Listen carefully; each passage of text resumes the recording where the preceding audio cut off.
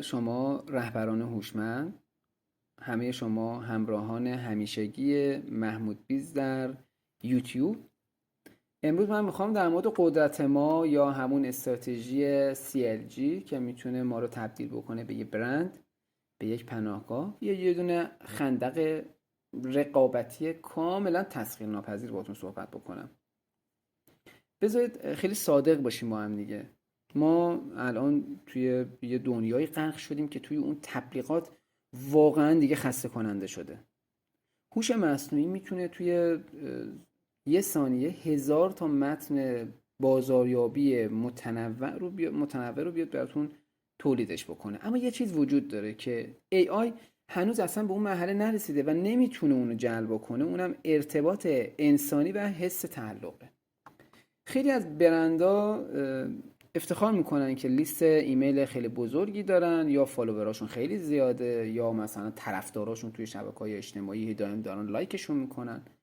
اما واقعیت اینه که داشتن مخاطب با داشتن جامعه از زمین تا آسمون با هم دیگه فرق میکنه.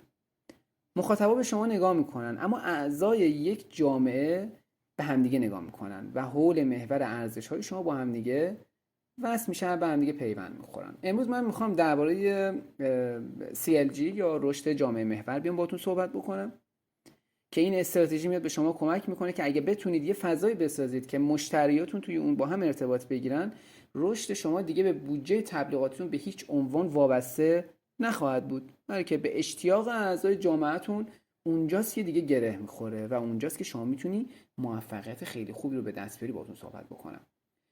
این ویدیو توی کانال محمود بیز در یوتیوب شاید بتونه یه تلنگر خیلی خوب باشه به تمام مدیران سازمانی و همه اون رهبران هوشمندی که به دنبال توسعه بیزینس‌ها و کسب و کاراشون هستن. ازتون خواهش میکنم تا انتهای این ویدیو با من در محمود بیز در یوتیوب همراه من باشید.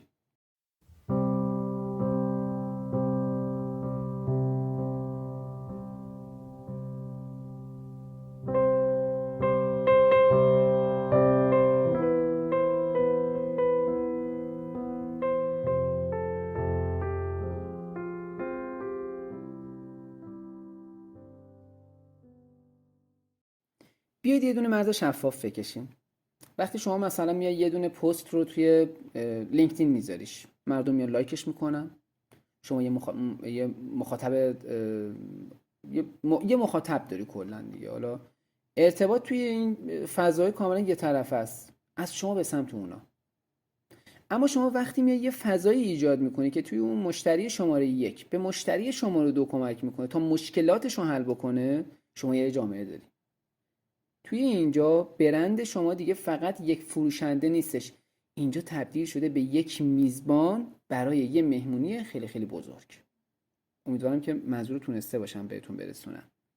یعنی شما توی لینکدین اگه تنها بودی، مخاطبت از شما به سمت اونا ارتباط به این شکل بود، اما توی شرکتت نه، خدمات مشتری کمک میکنه به مشتری 2، این پروسه ادامه پیدا میکنه، شما یه مهمونی بزرگ رو داری شکل میدی. چرا یعنی این موضوع میتونه برای ما، برای فروش ما حیاتی باشه؟ به چند علت. یعنی اینکه میتونه این عوامل کمک بکنه به ما تا ما بتونیم فروشمون خیلی خیلی افزایش پیدا بکنه. اول اینکه اعتماد خلق میکنیم. مردم به برندا به هیچ عنوان اعتماد ندارن، اما به آدمهایی شبیه خودشون خیلی اعتماد میکنن مردم. مورد بعدی، هزینه‌های پشتیبانی رو شما داری کم میکنی. توی یه جامعه خیلی قوی، اعضا پاسخ سوالای همدیگر رو دارن میدن، همون کامیونیتی که شما داری تشکیل میدی. و مورد سوم، بازخورد مستقیم شما داری میبینی. شما قبل از اینکه محصول جدیدی تولید بکنی و بسازی، میدونی جامعهتون به چه چیزی الان نیاز داره. متوجه شدید منظورم کلا چی بود دیگه؟ منظورم چیزی گفتم، تفاوت اصلی توی مخاطب در برابر جامعه است دیگه. الان که من به صورت کامل این رو براتون الان توضیح دادم، خواهش میکنم اگر متوجه نشدید این بحث رو، یه 30 ثانیه برگردید عقب‌تر و اون عوامل رو مجدد گوش کنید.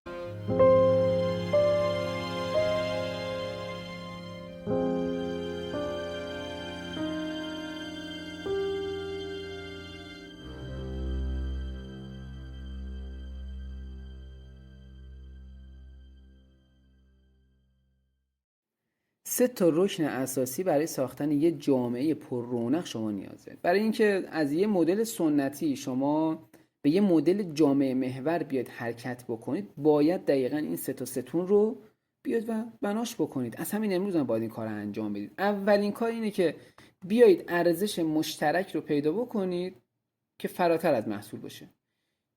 جامعه حول محور محصول شما به هیچ عنوان شکل نمیگیره، بلکه حول محور مشکلی که محصول شما حل میکنه قرار شکل بگیره و ایجاد بشه. پس اینکه محصول شما چه مشکلی رو داره حل میکنه میتونه خیلی گزینه مهمی باشه. مخصوصا مثلا شما نرم افزار حسابداری داری میفروشی، جامعه شما نباید فقط درباره نرم افزار حرف بزنه، بلکه باید بیاد یه فضایی رو برای گفتگو درباره چالش‌های مالیاتی بسازه، یا مثلا در مورد رشد کسب و کارهای کوچیک بیاد پیشنهاد بده، یا موارد مرتبط. شما باید دغدغه‌های مشترک اونها رو بیاد نمایندگی بکنید.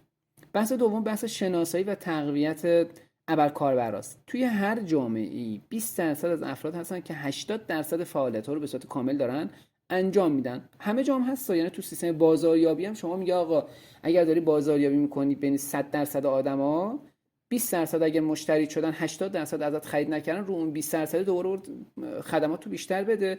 از همون 20% هم اگر دوباره مثلا 80%ش خرید نکردن 20% خرید کردن، شما سود کردی. اینا دقیقاً کسایی هستن که عاشق برند شما.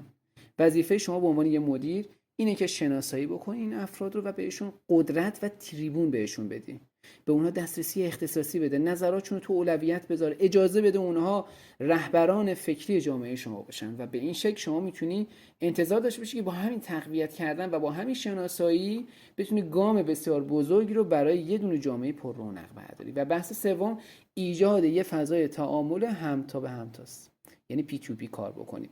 شما باید یه بستری رو فراهم بکنید که اعضا بتونن با همدیگه حرف بزنن. این بستر میتونه یه گروه تخصصی باشه، یه انجمن آنلاین باشه، یه کانال توی واتساپ باشه، یه کانال توی تلگرام باشه، یا حتی همایش‌های دوره‌ای میتونه باشه. نکته کلیدیش اینه که شما نباید همیشه توی مرکز توجه باشید. اجازه بدید اعضا با همدیگه پیوند بخورن. هر چقدر ارتباط بین اعضا قوی تر بشه، خروج اونها از اکوسیستم شما سخت‌تره و اینجاست که شما میتونید موفق بشید.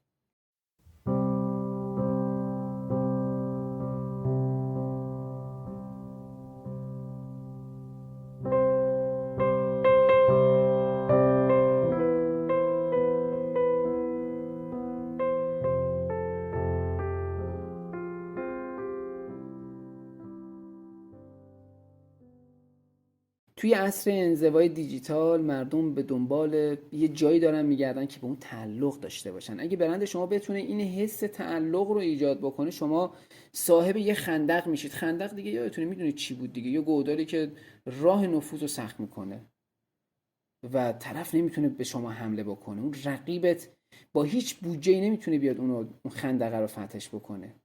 جامعه محور بودن یعنی به جای فروختن به مردم یاد بگیریم که زندگی کردن با مردم برامون مهم باشه. امیدوارم بحث امروز براتون جذاب بوده باشه. میخوام یه خواهشی بکنم ازتون برای حالا تو همین چند روز آینده. 10 تا از مشتریای وفادارتون که بیشترین بازخوردار رو به شما میدن بیا شناسایی بکنید. بهتون یه پیشنهاد داده، بهتون یه نظر داده، ازتون یه انتقاد کرده، اینا رو پیداشون بکنید. یه جلسه آنلاین ساده یا حتی یه ناهار دوستانه باهاشون ترتیب بدید. دیگه الان مثلا شما یه جلسه آنلاین هم اگه نتونستی بذاری میتونی دعوتش کنی شرکت. ببین بازخورد فوق العاده حرفه‌ای میتونه برات داشته باشه، فوق العاده خوب میتونه برای کسب و کارت باشه. ازش بپرس بزرگترین چالشی که توی صنف خودت داری و هیچ کسی به اون مثلا گوش نمیده چیه. پاسخ همین سوالی که داری ازش میپرسی میتونه اولین خشت بنای اون جامعه‌ای باشه که شما قرار تشکیل بدی. یعنی با همین چالشی که از اون مشتری داری میکشی بیرون، میتونی خشت بنای جامعه خودتو بیای و شروع کنی به ساختن و بنا کردنش. ممنونم که تا پایان این ویدیو همراه من بودید. امیدوارم که از بحثی که امروز با هم دیگه داشتیم خوشتون اومده باشه. حتما لایک بکنید اگه پسندیدید ویدیو رو، برای دوستاتون به اشتراک بذارید توی شبکه‌های اجتماعی و نظرتون رو برای من بنویسید.